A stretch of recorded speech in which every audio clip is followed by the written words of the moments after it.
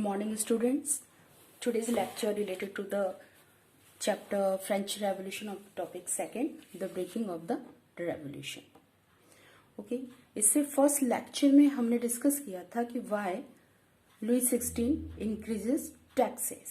Okay, tax को increase करने के पीछे क्या रीजन था, और यहाँ पे जो हम ये जानेंगे कि ये काम लुई 16 ने किया कैसे, उसने कैसे ये डिसीजन लिया कि टैक्स इंक्रीज किया जाए. In France of the old regimes, the monarch did not have the power to impose tax according to his will alone. अपनी इच्छा से टैक्स नहीं बढ़ा सकता था. He had to call a meeting of the State General, which would then pass his proposal for a new taxes. ये सारा का सारा जो डिसीजन है टैक्स इंक्रीज करने का, ये स्टेट जनरल की मीटिंग में लिया जाता है. अब ये स्टेट जनरल क्या होता है? Political body. It was a political body which the 3 states sent their representative. Which 3 states? First estate, second estate, third estate. जो कि सोशल डिवीजन था उस समय, वो अपने रिप्रेजेंटेटिव्स थे, वो स्टेट जनरल में भेजते थे. और यहाँ पे लंबे समय तक कोई भी मीटिंग ऐसी नहीं हुई थी. अगर लास्ट टाइम इस मीटिंग की बात की जाए तो 1614 के अंदर ये मीटिंग हुई थी, और अब का टाइम पीरियड है 1789. तो काफी लंबे समय के बाद में ये मीटिंग ऑर्गेनाइज की गई है. और इसी मीटिंग के अंदर जो है तीनों स्टेट के रिप्रेजेंटेटिव्स आएंगे और उन्हीं के सामने ये टैक्स का प्रपोजल रखा जाएगा. ये मीटिंग कहाँ हुई? ये मीटिंग जो है वो वर्साइल के शानदार पैलेस के अंदर हुई थी. अगर फर्स्ट जैसे क्लर्जी और नोबिलिटी की बात करें तो वहां से 300 रिप्रेजेंटेटिव्स ईच ग्रुप से आए हैं.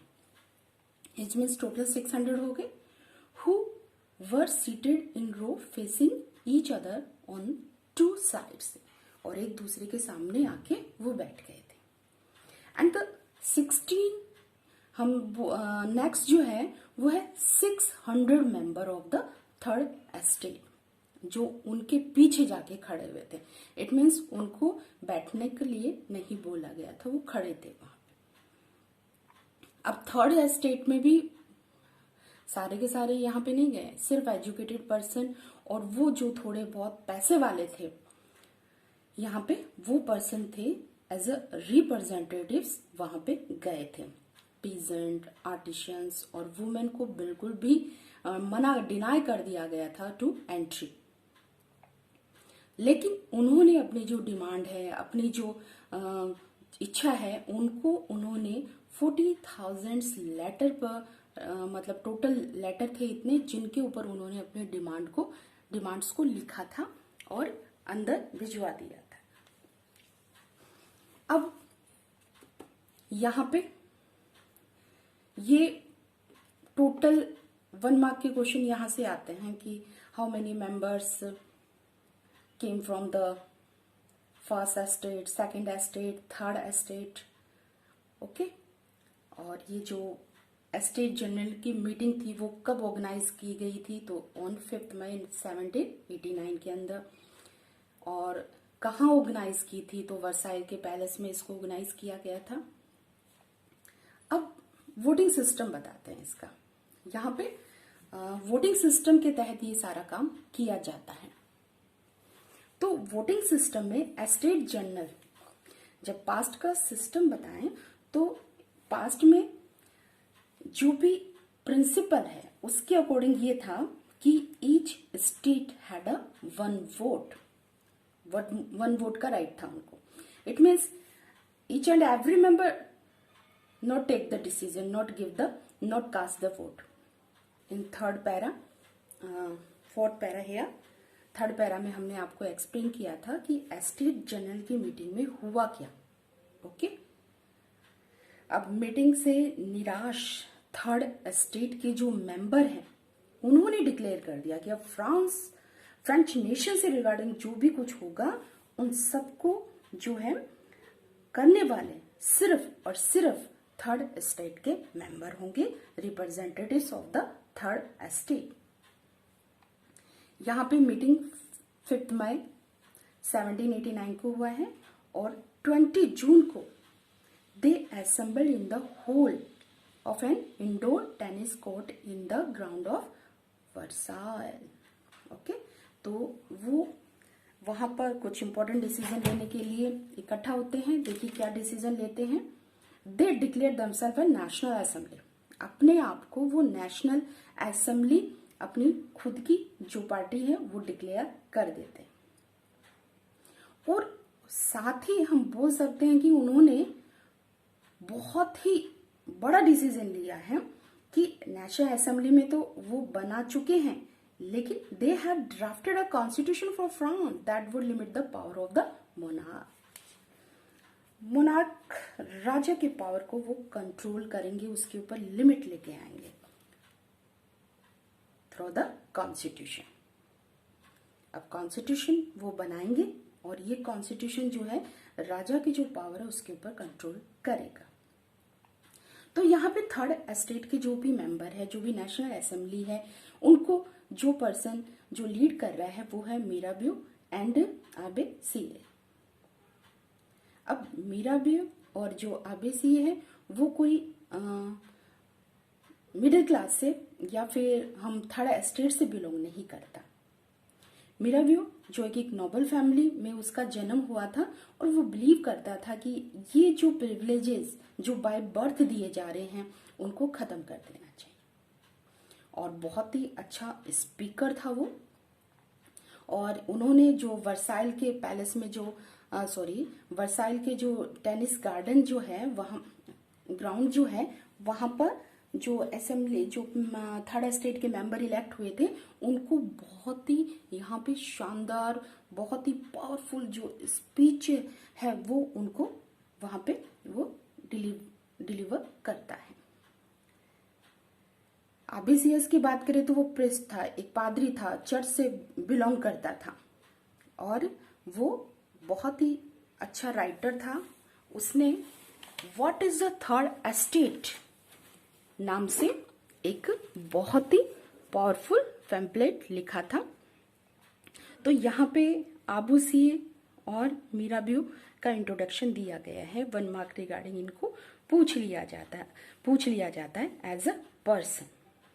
ओके, और यहाँ पे है कि after cancel the meeting what decision taken by the representative of the third state, ये पूछ लिया जाता है यहाँ पे। और दूसरा है what was the main motive या behind the constitutions. Okay, and who form the national assembly in France in 1789, give reason as to why was the national assembly formed by the people of the third estate। Okay, क्यों national assembly बनाया था? क्योंकि उनकी demand को reject कर दिया गया था और अब वो है जो अपने आप को नेशनल असेंबली में डिक्लेयर कर देते हैं। ओके, तो यहाँ पे पूरा का पूरा हमारे पास आ गया है कि लुइस 16 ने टैक्स इंक्रीज करने का डिसीजन लिया है।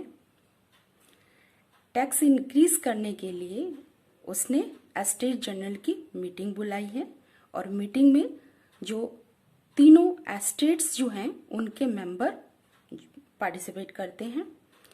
यहाँ पे एस्टेट जनरल की मीटिंग जो है वो कैंसिल हो जाती है क्योंकि ओल्ड सिस्टम के अकॉर्डिंग यहाँ पे 1 vote each state had 1 vote वाला सिस्टम था।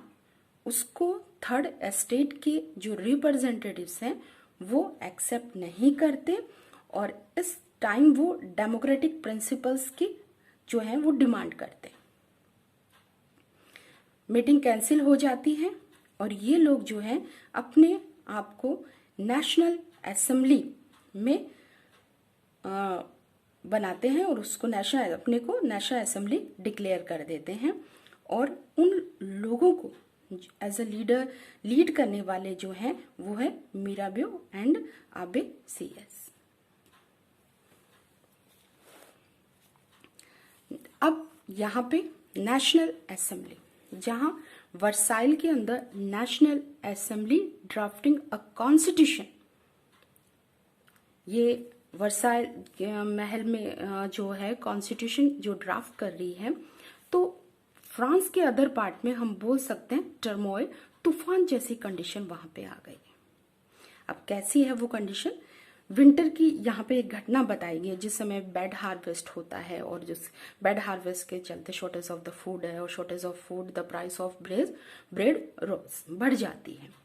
और जो बेकर्स हैं वो सिचुएशन को एक्सप्लॉइट करते हैं। वो यहाँ पे बोल सकते हैं कि ब्लैक मार्केटिंग ले लो, या फिर जमाखोरी जो वो करते हैं शुरू कर देते हैं। यहाँ पे एक उस समय की घटना है जब एक बेकरी के आगे क्यू लगी हुई है और उसमें बहुत लंबे समय तक औरतें खड़ी हैं, अपना इंतजार कर रही हैं, लेकिन यहाँ पे जो है बेकर जो है वो बेकरी को बंद कर देता है, जिससे वहां की जो औरतें हैं वो बहुत ज्यादा गुस्सा हो जाती हैं और वो जो है बेकरी के ऊपर अटैक कर देती है। और उसी समय यहाँ ऐसी एक घटना नहीं, बहुत सारी यहाँ पे ऐसे इंसिडेंट होते हैं जिससे जो जनता है वो गुस्सा होकर जो गवर्नमेंट की जो प्लेसेस हैं या फिर शॉप हैं उनके ऊपर वो अटैक कर देती हैं। तो उन सारी चीजों को कंट्रोल करने के लिए राजा ने the king order troop to move in to Paris the capital of France. और 14 जुलाई को, और ये क्या होता है जब यहीं से आपका first page of chapter add हो जाता है कि जो बास्टिल जो वहां का फोर्ट था, जो सेल थी, वहां पे जो भीड़ है अटैक कर देती है। अब ये पेरिस की घटना है, सिटी की घटना है। अब कंट्री साइड चलते हैं, और कंट्री साइड के अंदर कुछ हम बोल सकते हैं rumours spread from village to village. पूरी अफवाह फैली हुई है एक गांव से दूसरे गांव में कि जितने भी ये जमींदार हैं उन्होंने क्या है अपने हायर कर लिया है, इन लोगों ने ब्रिगेंड्स मतलब वो पर्सन जिनके पास वेपन्स वगैरह हैं उनको हायर कर लिया है। और ये लोग जो हैं आपकी जो फसल जो अब खेतों में तैयार होगी उसको डिस्ट्रॉय करने का ऑर्डर दे देंगे। लोगों के बीच में एक डर बैठ जाता है, और यहाँ पे पीजेंट्स भी तैयार है अपने प्रोटेक्शन में, और वो ऐसे जो ये जागीरदार हैं उन सब पे अटैक करते हैं, उनके ग्रेन को लूट लेते हैं, उनके डॉक्यूमेंट्स को जला देते हैं, जिसमें उनके जो ड्यूज वगैरह जो हैं पेंडिंग रखे हुए उन सब का रिकॉर्ड ये जला देते हैं। अब इन सारी चीजों से बचने के लिए ये जो नोबल पर्सन है, a large number of the nobles अपना घर जो है छोड़कर भाग खड़े होते हैं और ये नेबरिंग कंट्रीज में माइग्रेट हो जाते हैं, वहां पे जाके शरण लेते हैं। ये सारी चीजें लुईस 16 को पता है। अब लुईस 16 फाइनली जो है वो नेशनल असेंबली को एक्सेप्ट कर लेता है, उसके द्वारा बनाए हुए प्रिंसिपल्स कॉन्स्टिट्यूशन को वो एक्सेप्ट कर लेता है। और यहाँ पे नेशनल असेंबली को एक्सेप्ट करने के पीछे लुईस 16 का क्या रीजन है, क्यों वो नेशनल असेंबली को जो है वो एक्सेप्ट कर लेता है? तो यहाँ पे जो इंसिडेंट है उसके चलते वो जान चुका है कि रिवोल्टिंग सब्जेक्ट्स, अब जनता क्या है विद्रोही हो चुकी है, उनके अगेंस्ट हो चुकी है। अब उसके पास कोई भी यहाँ पे बोल सकते हैं कि इसका जो प्रॉब्लम का जो सॉल्यूशन है उसके पास नहीं है, कैसे वो इस प्रॉब्लम को सॉल्व करे? तब वो कॉन्स्टिट्यूशन जो नेशनल असेंबली ने ड्राफ्ट किया था उसे एक्सेप्ट कर लेता है। यहाँ पे 4th of अगस्त 1789 वो टाइम है जब ये असेंबली जो है असेंबली के थ्रू एक रूल पास करते हैं किंग कि जितने भी जो फ्यूडल सिस्टम के अकॉर्डिंग जितने भी टैक्सेस वगैरह उनके फाउंडेशन वगैरह उनके ऊपर लगाई जाती है उन सबको खत्म कर दिया जाता है। और जो क्लर्जी पर्सन को जो प्रिविलेजेस दिए जाते हैं उनको भी गिव अप हटा दिया जाता है। टाइप वर जो टैक्स था जो हम पहले बता चुके हैं कि जो चर्च के द्वारा जो लिया जाता था उसे भी है अबॉलिश कर दिया जाता है। इट मीन्स चर्च के पास बहुत सारा जो लैंड है उसके अंडर कंट्रोल में रहता है, उसको वापस ले लिया जाता है। तो ऐसी कंडीशन में गवर्नमेंट के पास यहाँ पे 2 बिलियन लिवरेज जो है प्रॉपर्टी उसके पास आ जाती है। तो यहाँ से हमने जाना है कि वो किंग जो ऑटोक्रेटिक था वो कन्वर्ट हो जाता है किसमें, कॉन्स्टिट्यूशनल मोनार्की सिस्टम के साथ वो वर्क करना शुरू कर लेता है, एक्सेप्ट कर लेता है। अब यहाँ पे the outbreak of the revolution, outbreak का मतलब रेवोल्यूशन के कॉजेज तो ऑलरेडी हमने डिस्कस कर चुके हैं कि पॉलिटिकल, इकोनॉमिक और भी सोशल कॉजेज थे, लेकिन यहाँ पे वो कौन सी ऐसी घटना है कि जिसके कारण ये रेवोल्यूशन शुरू हुआ। तो ये रेवोल्यूशन शुरू हुआ है, इमीडिएट कॉजेज पूछा जाए फ्रेंच रेवोल्यूशन का तो आपके 2 पैरास है। इमीडिएट कॉजेज यहाँ पे आपके इन 2 पैरास से है। Topic 2.1 France becomes a constitutional monarchy. अब नेशनल असेंबली के द्वारा जो भी कॉन्स्टिट्यूशन कंप्लीट किया गया था, ड्राफ्ट किया गया था, उस कॉन्स्टिट्यूशन को जो है वो किंग है वो एक्सेप्ट कर लेता है। Then what was the main objective behind the constitution, drafting the constitution? Its main object was to limit the power of the monarch. Okay, अब पहले क्या था कि जो भी पावर था वो एक पर्सन के हाथ में ही रहता था। इट मीन्स वो सारा का सारा सिस्टम कंट्रोल किया जाता था किंग के थ्रू। लेकिन यहाँ पे अब जो पावर है वो सेपरेट कर दिया गया है 3 इंस्टीट्यूशंस के अंदर, जुडिशरी, एग्जीक्यूटिव एंड लेजिस्लेचर के अकॉर्डिंग। तो यहाँ पे पूरा जैसे ही लुई 16 ने नेशनल असेंबली के कॉन्स्टिट्यूशन को एक्सेप्ट करता है, तब वो सिस्टम जो है वो मोनार्की सिस्टम अब कॉन्स्टिट्यूशनल मोनार्की बन जाता है। जो भी लॉज बनाए जाएंगे उसके अकॉर्डिंग जो कॉन्स्टिट्यूशन जो 1791 में पूरा बन के तैयार हो गया है, उस कॉन्स्टिट्यूशन में जो लॉज है उसी के अकॉर्डिंग अब वर्क किया जाएगा। यहाँ पे ये political system under the constitution of 1791 में है। इसके अकॉर्डिंग जो भी सिटीजन है फ्रांस के, उनको 2 कैटेगरी में डिवाइड कर दिया गया है, passive citizen and active citizen. तो यहाँ पे 1 मार्क रिगार्डिंग तो what are active citizens and what are the passive citizens ask किया जाता है, कंपैरिजन पूछ लिया जाता है। तो यहाँ पे एक्टिव सिटीजन तो वो हैं जिनको वोटिंग राइट होती है और पैसिव सिटीजन वो हैं जिनको क्या है, वोटिंग राइट नहीं है। यहाँ पे जो एक्टिव सिटीजन है वो 4 million of a population of 28 million, और यहाँ पे 3 मिलियन मैन जो है वो पैसिव सिटीजन है। यहाँ पे एक्टिव सिटीजन वो पर्सन है जो एज में अब 25 ईयर हो और 3 डेज के वो अपने वेजेस के अकॉर्डिंग टैक्स पे करता हो। और पैसिव सिटीजन के अंदर हमने वुमेन, चिल्ड्रन और बिलो 25 ईयर के यूथ को लिया है। तो ये पर्सन जो है वोट के थ्रू अपने रिप्रेजेंटेटिव जो है इलेक्ट करते हैं। ये रिप्रेजेंटेटिव्स यहाँ पे 50,000 मैन है। ये 50,000 मैन के में से सिर्फ 745 मेंबर जो हैं नेशनल असेंबली में जाके बैठेंगे। तो यहाँ पे कैसे पॉसिबल है कि 50,000 से 745 मेंबर इलेक्ट हो? तो यहाँ पे लिस्ट बना ली जाती है, इन सब की एक लिस्ट बनाई है, और वो लोग जो हाईएस्ट जो टैक्स पे करते हैं उन्हीं को फर्स्ट 745 को सिलेक्ट किया गया है और ये जाके वहाँ पार्लियामेंट नेशनल असेंबली में बैठते हैं। नेशनल असेंबली के ये मेंबर हैं, लेजिस्लेचर में जाके बैठते हैं और कंट्रोल करते हैं किंग को। ये कंट्रोल करते हैं मिनिस्टर्स को, लेकिन किंग इनको कंट्रोल करता है through the veto power. Veto power का मतलब जो भी डिसीजन लिया जाता है फाइनल हाँ या ना, यस या नो का जो डिसीजन है वो किंग ही लेगा। और उसी तरह से जुडिशरी का भी सिलेक्शन है।